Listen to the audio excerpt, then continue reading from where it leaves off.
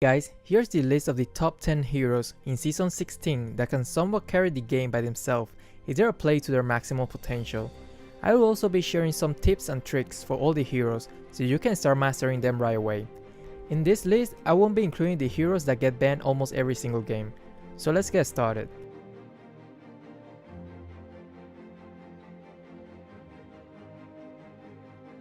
Natalia just got revamped and now she's insanely good. If you used to main Natalia, you will love this change.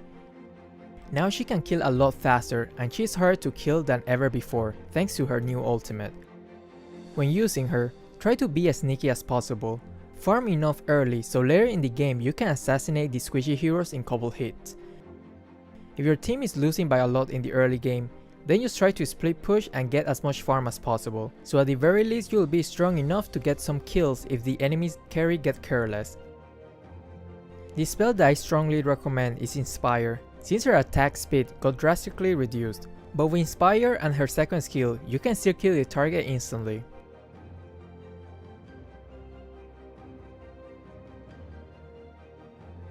Lancelot is another hero who just got revamped, and if you're into flashy move, this hero is definitely for you. Thanks to this revamped passive, now every time you use your first skill, your damage output will be increased by 10%, and it stacks up to 3 times, so you can already imagine the absurd damage that you can deal after charging your stacks.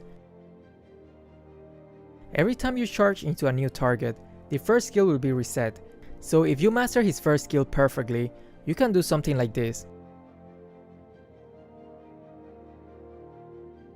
Also, if you build Blade of Heptasis, you can basically one-shot squishy heroes in your next basic attack after the charges.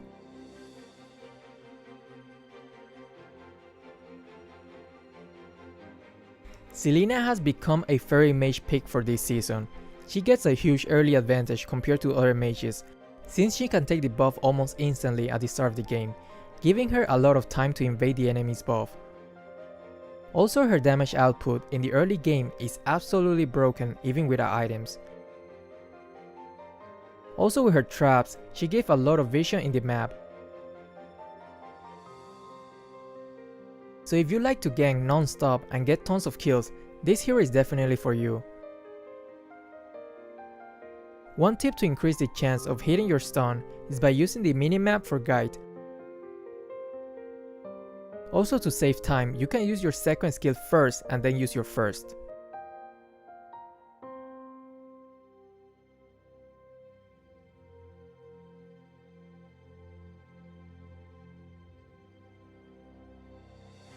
Ling is one crack of a hero.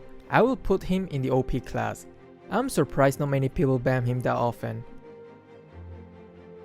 He's insanely OP, especially in solo games, since teams aren't that coordinated.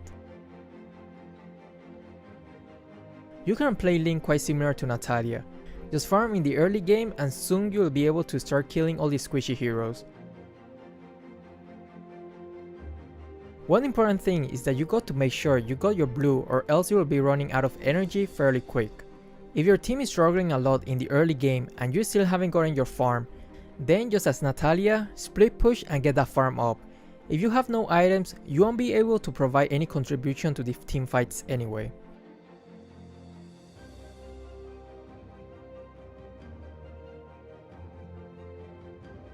Gosu keep getting nerfed, but very irrelevant nerf that you will barely see any difference.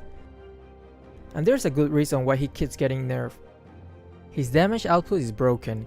If you can successfully land his full combo, then you can one-shot almost all the heroes, including fighters. Even tanks should be afraid of him, since his passive is kind of a tank killer.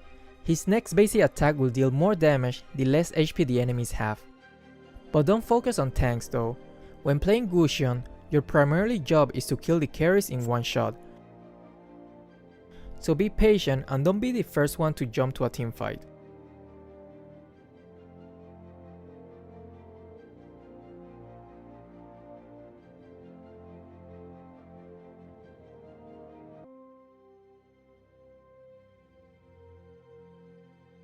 For some reason, Cho always seems to be in the meta, and especially now that assassins are rising.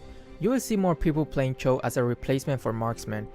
He hits as hard as an assassin, but at the same time he's not the easiest to kill, so people usually tend to gank him less because they don't really want to waste too much time since he can escape easily. Now, if you play him properly, you can completely change the outcome of the game. For this season, it's recommended to play him solo at the bottom lane. This way, it will make it a 2v2 at top lane, and since the enemy bottom lane is usually solo as well, then you will have the upper hand because Cho can almost win against anyone in a 1v1 situation. How could we forget about Nana? Believe it or not, a lot of pro players are actually banning Nana in the pro scenes. Don't let her appearance fool you. She's a very useful mage hero that if played properly, she can become a nightmare to the enemy team. After they improve her second skill and dispel Flame Shot, she's actually quite scary to face against. She's also not the easiest to kill, and if they really want to commit to kill you, they'll be wasting a lot of resources to do so, such as Flicker and Ult. You can play her as a mage or support, either way, she's incredibly powerful.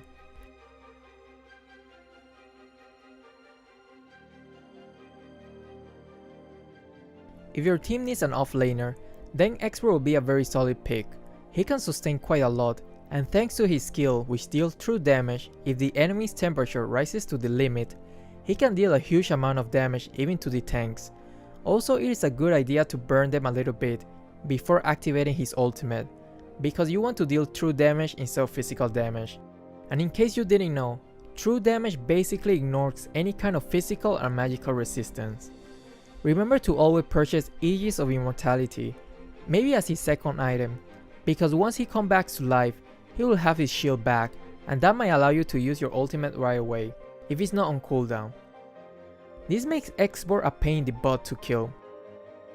Also, if the enemy underestimates his damage, they will pay the price with their life, since as the fight goes on, his damage output will rise as well. The two spots left are for marksmen. As we know, marksmen are pretty good thanks to their red buff. There are many good marksmen to use right now, such as Kerry, Granger, Bruno, 1-1. But the one that we see banned more often are Bruno and 1-1, which is why I'm not going to cover them here. So usually Kerry is pretty available, even in high rank games. Kerry is a great tank killer, so don't be shy to attack tanks even in teamfights. If the tanks are out of position, you can melt them down fairly quick.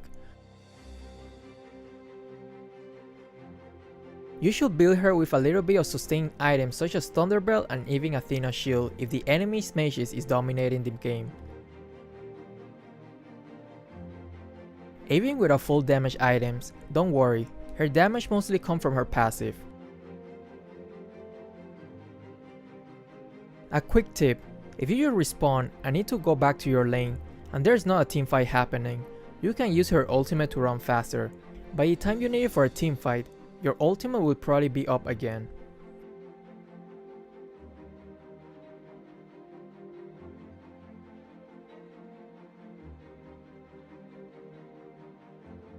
Granger is another great marksman that isn't banned in every game. When playing Granger, it is important to pay a lot of attention to his last bullet, because the next basic attack will deal a lot more damage and is a guaranteed critical hit.